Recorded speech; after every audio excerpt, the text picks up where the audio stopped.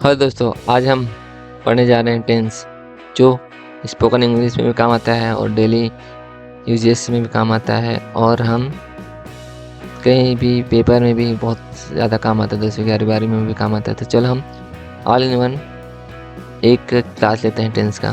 तो आज हम टेंस पढ़ते हैं, ठीक है। टेंस क्या होता है? टेंस एक समय है, ठीक है। टेंस को समय बोलते हैं। किसी वाक्य को अंग्रेजी पढ़ने, लिखने या बोलने के लिए क्रिया के रूपों का प्रयोग किया जाए तो ऐसे वाक्यों को टेंस कहा जाता है। वास्तव में टेंस का मूल संबंध क्रिया एवं क्रिया के रूपों से है, जिनसे यह पता चलता है कि कोई भी कार्य किस समय अथवा काल में हो रहा है, अर्थात किसी पर्सन सब्जेक्ट के द्वारा किए जाने वाले ऐसे कार्य जिससे समय काल की स्थिति का पता चलता है, तो ऐसे कार्य या घटना को टेंस कहते हैं। टेंस यानी क्रिया के रूप होते हैं। अगर किसी क्रिया में चल रहा है तो वह प्रेजेंट हो गया, जो चल चुका है तो यानी हुआ पास्ट हो गया, और आने वाला है कर लूँगा आएगा तो वहाँ पे फ्यूचर टेंस होगा, ठीक है ना। यही है टेंस। टेंस यानी क्रिया के रूप। अब क्या टेंस क्या है, ठीक है। समय के अनुसार क्रिया के रूप में परिवर्तन को टेंस कहा जाता है, ठीक है। टेंस कितने प्रकार के होते हैं, जो देखते हैं। टेंस को अंग्रेजी भाषा में 3 भागों में बांटा गया है। पहले होता है present tense, past tense, future tense, ठीक है। प्रेजेंट टेंस क्या होता है? जो वर्तमान समय का भाव व्यक्त करने वाले वाक्य वर्तमान काल कहलाते हैं। जो वर्तमान में चल रहा है उसे वर्तमान काल या भी प्रेजेंट टेंस कहते हैं। पास्ट टेंस होता है, पास्ट टेंस जो बीत चुका है उसे ही पास्ट टेंस कहते हैं, सिंपल, ठीक है। आने वाले समय को बोध कराने वाले शब्दों को भविष्य काल कहते हैं।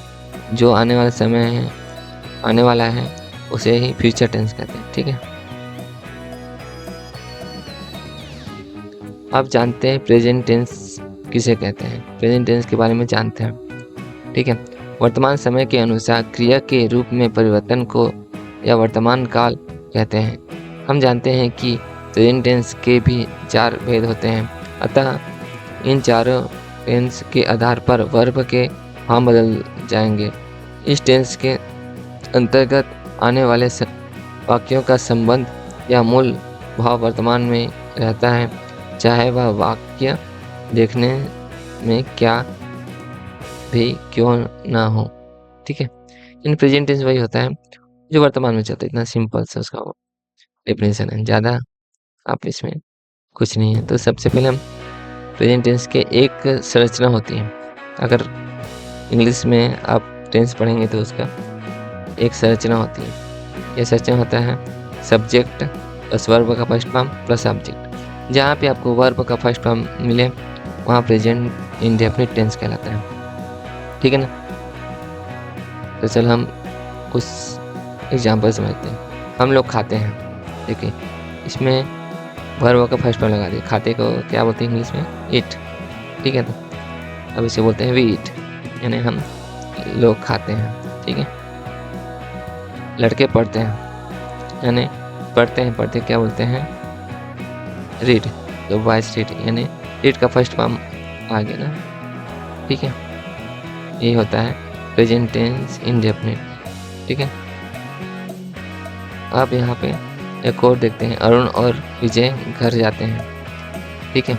इसमें भी सिंपल सा फर्स्ट फॉर्म रहेगा, जाते हैं यानी गो, ठीक है। Vijay and Arun go to home, ठीक है ना।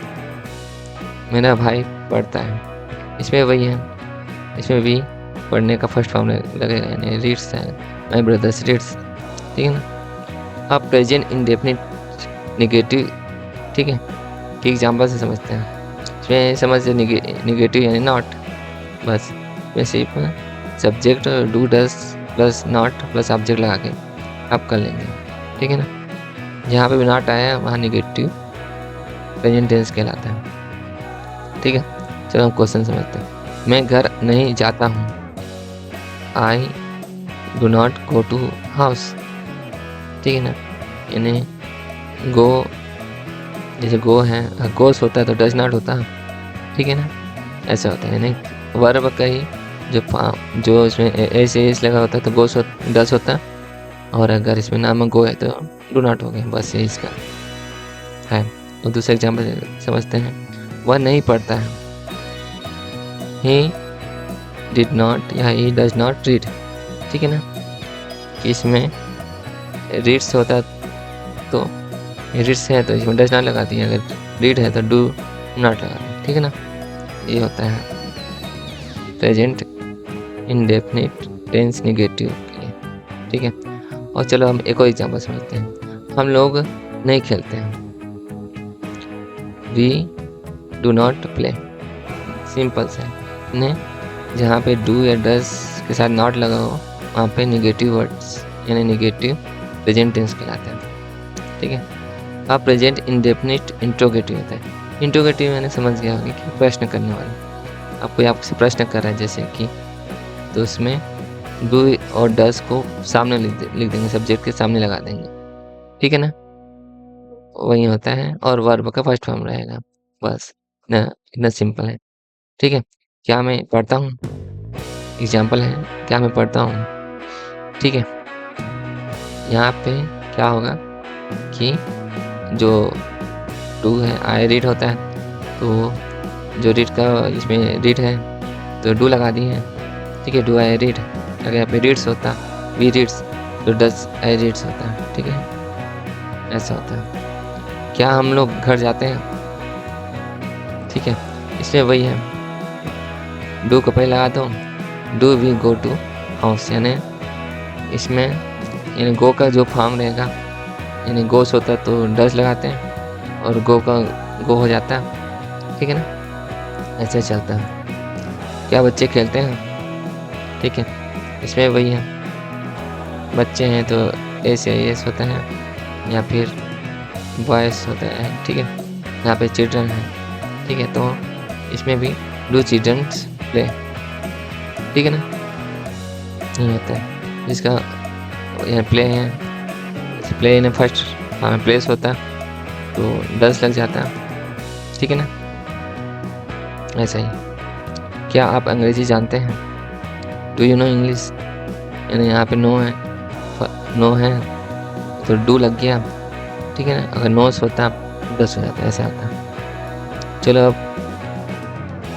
देखते हैं एक और, अब WH फैमिली वाला देखते हैं। सबसे पहले क्या होता है तो वाट लगाएंगे, ठीक है, क्यों होता है तो वे लगाएंगे, कब होता है तो वे लगाना, कैसे होता है हाउ लगाना, किस होता है तो विच लगाना, कहाँ होता है तो वे लगाना। ये सब याद रखने की चीज़ें हैं, आपको दिमाग में इसको याद रख लेना चाहिए। इसका मैं आपको PDF फाइल अपने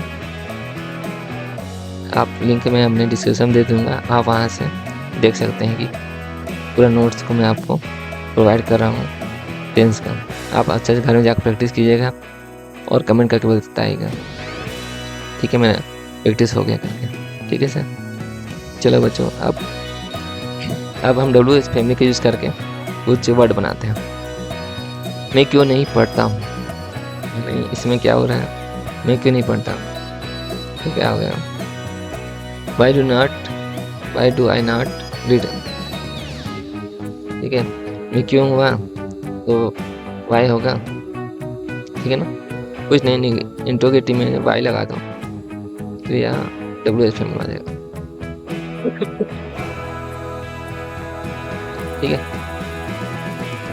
तुम कहाँ रहते हो, ठीक है, इसमें भी ये होगा, जब भी कहाँ रहते हो आएगा, कहाँ होगा तो वेयर लगा, वेयर डू यू लिव, ठीक है ना, ऐसे इसको आप पढ़ लेना, जहाँ पे रहता हो रहते हो तो कहाँ हो यहाँ पे लगाते हैं वेयर, और WH में लगा दो और इंट्रोगेटिव का यूज़ करो। तुम क्या खाते हो, ठीक है, व्हाट डू यू ईट, ठीक है ना, यहाँ पे इंट्रोगेटिव आ गया, उसमें WH में लगा दो, बस कुछ नहीं करना है। इंट्रोगेटिव जो भी होगा उसमें WH फैमिली लगा देना, तुम क्या खाते, इसको आप अच्छे से अभ्यास कीजिएगा तभी आपको समझ आएगा। ठीक है। आप सुबह से क्यों नहीं खेलते हो? Why do you not play in morning? ठीक है ना, ये होगा। ठीक है, इसको आपको प्रैक्टिस चाहिए, आपको पूरा जमेगा। वाई कब कहाँ लगाना है, वाई यानी इसके लिए ना आपको पूरा प्रैक्टिस करना पड़ेगा। वाई कहाँ लगेगा, वाट कहाँ लगेगा, वेयर कहाँ लगेगा, ये प्रॉपर मैं आपको प्रैक्टिस कराऊंगा आगे के वीडियो में। ठीक है, धन्यवाद यह वीडियो देखने के लिए। आपको और कुछ नोट्स चाहिए होगा तो मुझे बताइएगा, मैं आपको आपके लिए नोट्स प्रोवाइड करूँगा। और हमारे चैनल को सब्सक्राइब जरूर कीजिएगा। अपने दोस्त लोगों को ये वीडियो ज़रूर पहुँचाएगा जिसको इंग्लिश सीखना है। ठीक है, और लाइक ज़रूर कीजिएगा, इससे हमें मोटिवेशन मिलेगा और आपके लिए नए नए वीडियोस बना के लाऊंगा। तो यह वीडियो देखने के लिए धन्यवाद। आपका दिन शुभ हो। बाय।